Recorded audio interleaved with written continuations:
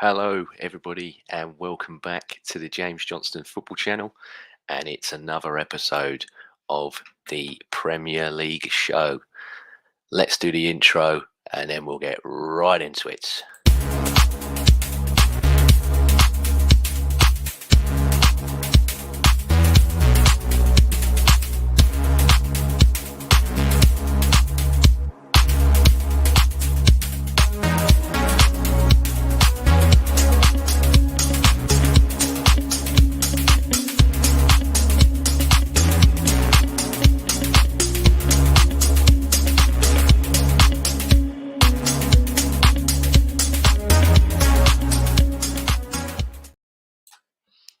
Yes, hello everybody. Thank you again for joining me on the Premier League show here. So, last week's Premier League, it kicked off with Chelsea against Luton, and Sterling, he hit a volley into the keeper's hands from a nice free kick. Fernandes then hit one over for Chelsea. Sterling's goal, it's beautiful feet and a beautiful goal from him, and then well placed into the net. Jackson, he hit one with some venom for Chelsea at the goalkeeper. And then Chelsea, they should have had a penalty from Lockyer in the box on Thiago Silva for me. He was very lucky to get away with that one. Ryan Giles then had a nice chance for Fulham that was deflected and saved. And then Gusto, he found Sterling to make it 2-0. It was a nice bit of work down the right-hand side for Chelsea. Sterling, he then whips in across for Jackson to get his first goal. And I feel this is just the start of many for Jackson.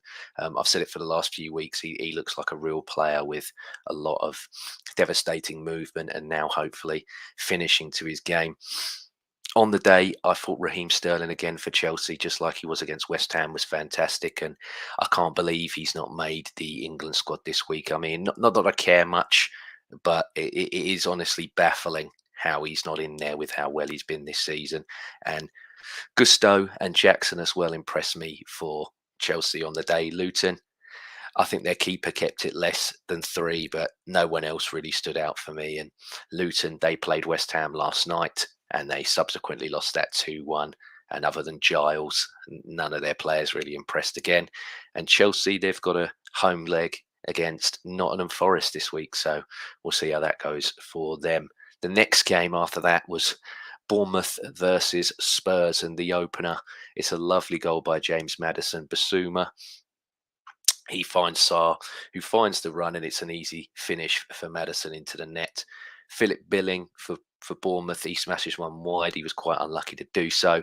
And then Semenyo, he fired one into the side netting also. The second for Spurs, it comes from Kulusevski. It's a nice finish, but your doggy does all the hard work. And he looks so far so good, like a really good fullback for Tottenham. It's pains me to say, but he looks a real player. And then Ben Davies, he fired one over the bar for Spurs, and it's a good 2-0 win for Spurs here away. And Maddison, and like I said, Udogie impressed me on the day. And Maddison, he played a bit deeper at times, but he advanced really well, and his goal was well taken, and the way he just ticked the game along for Tottenham, he's such a good signing for them. It pains me to say, but he really is. And then on the Bournemouth side of things, I've always been impressed with Philip Billing, and I thought Philip Billing did quite well here. Bournemouth, they've got a tricky one away at Brentford this week, but they held their own for me against Spurs, and they created some good chances. They just didn't convert them. And Spurs, they've got Burnley away this week after a rough one of being eliminated in the Carabao Cup earlier this week by Fulham. And I did love the Bournemouth game, the Spurs fans singing "We've got our Tottenham back," and then subsequently they get eliminated in the first round of the Carabao Cup, a trophy which, with no European football, they should really be going for and trying to get to the final and win. And singing "You've got your Tottenham back." I don't think your Tottenham ever left being eliminated of the first round of the cup. That you should be really advancing and trying to win, but there we go. Anyway, after that, it was Brighton versus West Ham, and Paqueta, he had a chance earlier on, but he blasted it high. Gilmore, he hit one wide from range for Brighton. And the West Ham opener, it's Ward-Prowse, and it's great work from him and Antonio. I mean, he punishes Webster in the physical duel, and Ward-Prowse then gets the goal. Ferguson, he nearly equalises right away for Brighton. And Ferguson again nearly scores from a header, but it's a really, really class save from Areola. Brighton, they had a penalty shout for me. I thought it was Paqueta being a bit rash, and he didn't look for the ball to me. It was a definite shove there. So I think they got away with one there. And then Bowen, he hit one wide for West Ham, and the second, it's lovely from Bowen and West Ham on the counter. I mean, Antonio, he slides it into Benrahma from the corner. He waits for Bowen to arrive, and he controls it so well and slides it in. And then the third, it's a lovely goal again from Antonio with his strength and his class footwork and a finish from him. And it was a lovely ball again from Jared Bowen as well. Antonio, he should have scored a fourth, but he missed it. And then Pascal Gross, he got a goal back from range for Brighton. But West Ham on the day, they were absolutely fantastic for me. They humbled Brighton in this game, I think. And Brighton, they still had the chances. Just West Ham defended and countered so well. I mean, I think they had 29% possession for the whole game, and they come out with a 3-1 win. And I've praised the goals and I've praised the attackers for West Ham, but I think their man of the match had to be Areola in goal. I thought he was absolutely brilliant, and I mean he deserved a clean sheet for the way that he played. He just unfortunately didn't get one. West Ham, like I said earlier, they played Luton last night. They beat them 2-1 with ease, and then Brighton. They've got Newcastle at home, so it might be a tough game again for Brighton. But I feel they've got the talent to cause the Geordies some problems as well. Good morning, Matt. Nice to see you here. But yeah, after Brighton West Ham, it was then Sheffield United versus Manchester City. And it was a nice early chance from Alvarez, but it was saved by Foderingham. And handball was then given against Egan for a penalty. Haaland, he is human. He finally missed a penalty. He rattled it against the post, and Haaland was being held in the box, and that wasn't given as a penalty, but it definitely should have been. He was completely, I mean, the guy had his arms completely wrapped around his waist. But Haaland, then he hit another one wide for City, and Rodri hit one wide for City as well. Haaland, he's never missing the one that he does eventually score, does he? I mean, as you can see, Grealish crosses it in, and he just has an open net really to slot it into, and he's never missing that, like I said. And some fans just come down from the stands and jumped on his back, and he was loving it. And I think Haaland was loving it as well. But then the fan obviously gets escorted by stewards and police. Bogle, he hits the equaliser for Sheffield United. I mean, Cole Walker for me being way too cocky in the box. I don't know why you're trying to do a back heel in your own box. It's a really, really silly thing to do, but then he gets punished. And then Rodri, he absolutely thumps home the winner to make it 2-1. And Cole Walker, he redeemed himself for me. Obviously, he gets the ball back to start that move off.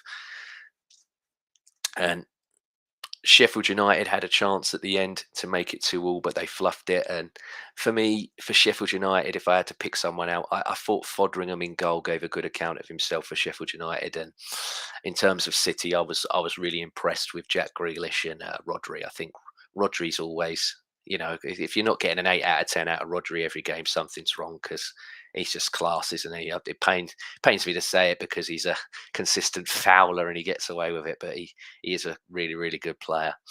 Sheffield, they've got the big bottom of the table clash against Everton in the early kickoff today, and Man City, they've got Fulham at home, and I think they should dispatch of Fulham quite easily.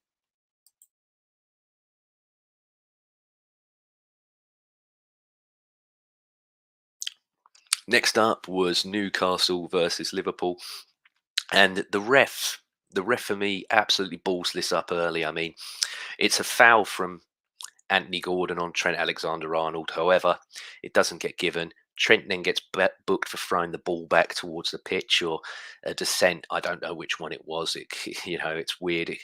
I mean, if this was the seasons before, he might have got the 2 yellow cards in a row like Martinelli did, because there's one for throwing the ball and then there's one for saying something back. But God knows what. But anyway, he's been booked there, and then he should have been sent off. It doesn't matter how early in the game it is. That's a second bookable offence for the tackle that he made. It just, the level of consistency and the level of refereeing at this level in the Premier League is just an absolute howler. They're just not fit for purpose, and it feels like every single week I'm coming on here doing this Premier League show, or I'm doing the Arsenal shows, with the variety of people that I have on, and we're all talking about some kind of refereeing incident when we should just be talking about a game or a player or a goal.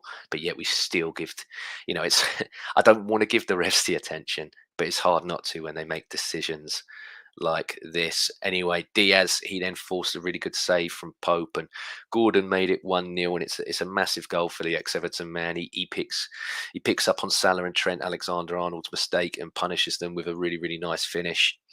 Van Dijk, he then sees a red card after the foul on Isaac, and he refuses to leave, but it's a definite red card for me. Obviously, he's the last man. He takes him down. Would Isaac have scored? Don't know, but by the letter of the law, it's a red card for me. Almiron, he smashes one that's saved well by Allison, and Almiron again with a lovely run into the box, but smashes the post on the finish.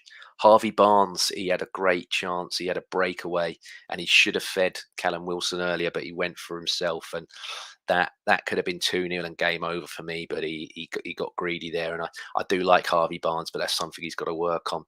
Darwin Núñez, he makes it 1-1. Botman had a clanger, but it's a lovely finish into the corner from Darwin Núñez. And then Núñez, he's fed again by Mo Salah, and he makes it 2-1. And I said a couple of weeks ago, I think Darwin Núñez is going to have a big, big season this year, and he's come in clutch for the Scousers here.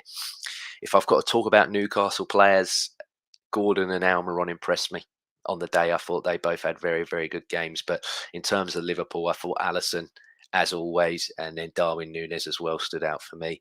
Liverpool, they've got a game against Villa at home, and Newcastle have Brighton away, like I said earlier, and they could both be cracking games. They've both got players that can hurt each other. They're both very attacking type of teams and exciting teams to watch. So yeah, look out for those two games. They could be good ones. Anyway, to the non-televised games now, and Arsenal versus Fulham. I discussed this at length the other day with Neil and Bez, and it was a gutting result for Arsenal for me. We should have seen this game off, but we gave another gift late on, like we have been doing all season, as well as giving one early. We gave another gift late on as well and made it quite nervy. But I was impressed on the day with Fabio Vieira and Palinha. As always, he stands out for Fulham for me. And this week, Arsenal got Man United, and Fulham have that tough one at City, like I said earlier. After that, Brentford versus Palace, and Sade, he opens the scoring for Brentford. It's a beautiful run, then finishes into the top corner. Edouard, he forced a save from a free kick, and then Flecken then makes a fantastic double save for Brentford, and Joachim Andersen, he got the equaliser for Palace. Collins and Flecken have a bit of miscommunication together, and Andersen just slots it in underneath them. It's a very, very easy goal to give away. Ayew, he fluffed a good chance to make it 2-1, and then Brentford nearly get an own goal, but the game ends 1-1. And Brentford, they've got Bournemouth at home, while Palace are at home to Wolves next. After that, it was Everton versus Wolves, and Danjuma, he had the early chance, but it hit the post after Sarr got a glove on it. Tarkovsky then slammed one into the side netting, and Danjuma hit another one wide as well. Fabio Silva, he thought he scored for Wolves, but he was offside. And then Fabio Silva again, he hits one wide. And Fabio Silva, for me at the moment, has got to be the best example in the Premier League of a FIFA player. He's someone that, for whatever reason, on FIFA, he can develop in your career mode to like 80s, potentially 90s, but in real life, this guy, he could land into a barrel of tits and come out sucking his thumb. He just, he just cannot score at all for whatever reason in the league at the moment. I bet you he probably scores this weekend after I've said this, but still. Sarr, he makes another save from Decore, and Decore thinks he scored after that as well, but he's offside. Wolves get the goal, and it's Kaladzic getting it in off the back of his shoulder, but it was a massive goal for Wolves. I mean, for me, Wolves, they've got Kaladzic there. He's 6'7". He's 6'7". Use him to your advantage. You've got wingers that are quick and can cross. Just start Kaladzic, and just literally from minute one. I know it might be negative. It might not be the football that the fans want to see. Obviously, they're used to having, Núñez, who's now gone to City. They had Neves as well, who was always a very, very good player, in my opinion. Just go route one to your 6'7" guy. You're in for me, Wolves are down there in a potential relegation battle, who cares what football you play? You just want to stay up. Maybe next season, if you're still in the Premier League and you sort out your monetary issues and your problems, then try and be fancy with it. But at the moment, just go route one to your 6'7" guy, because he'll score you goals at that. With that size, he's going to score goals in this league. But Everton, they've got another big game, like I said, against Sheffield United, and I feel bad. I said last week that I thought the Everton and Wolves game was a relegation six-pointer. Well, they've got another one against Sheffield United today, and Wolves, they've got their tough game away at Crystal Palace. After that was Man United and Nottingham Forest, and Anthony, he tested Turner early, and Forest's first. It's brilliant defending again from the corner, and they just smashed Man United. They just run straight through them. It's very reminiscent of Nottingham Forest's goal versus Arsenal the other day. And Awoniyi, again, 7 league games in a row and goals for Nottingham Forest. He's a new record holder for them, and he's looking like a real talent. He just looks like he's going to score every game for him at the moment. Bolly, he then made it 2-0 with a header from the set piece, and it's awful defending from Man United. Ericsson, he then pulled the goal back for Man United. It's a lovely ball in from Rashford after Bruno fizzed a shot from long range. And then Casemiro, he should have made it 2-2, but he missed an absolute sitter. And then second half, Casemiro then makes it 2-2, and it's a very nice move from Bruno into Rashford, back into Bruno for Casemiro to tuck in. It's a lovely save then from Turner from Anthony's curling shot, and Joe Worrell, he then got sent off for Forest, rightfully so. It was a tug on Fernandes, and the penalty for Man United, it's a tough one. It's a tough one for me. I mean, they do get given, but I think Marcus Rashford has embellished this a lot, and he makes it look a lot worse than it is for me.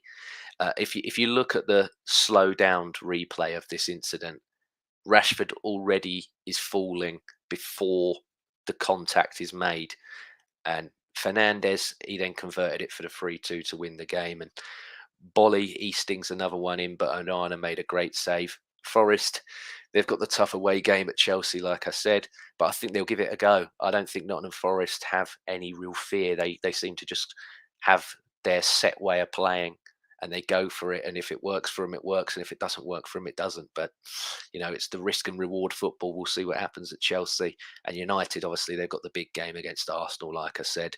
And then wrapping it up for the weekend, it was Burnley versus Aston Villa, and the first goal scored by Matty Cash. It was a quick break from Watkins after McGinn's ball, and Watkins crossed it in for Cash to tap into an empty net. Trafford, his reading of the move is all wrong here for me. And then Cash, he gets his second after another pullback from Moussa Diaby. Foster gets Burnley a goal. It was a lovely hold off, lovely strength on Pau Torres, and then it was a really nice finish from him. Villa, they get sloppy at the back from the goalkeeper and Kamara did well to win it back, because then it could have been 2-2 there. And then Diaby, he scores Villa's third, and it's a really nice finish from him. And Watkins, he should have made it 4, but it was a great save from Trafford. And then Zanolo come on for Villa, and he had a great chance as well, but he missed it. And then Matty Cash hit it over for his hat trick. And then Jay Rodriguez, he had a great chance for Burnley.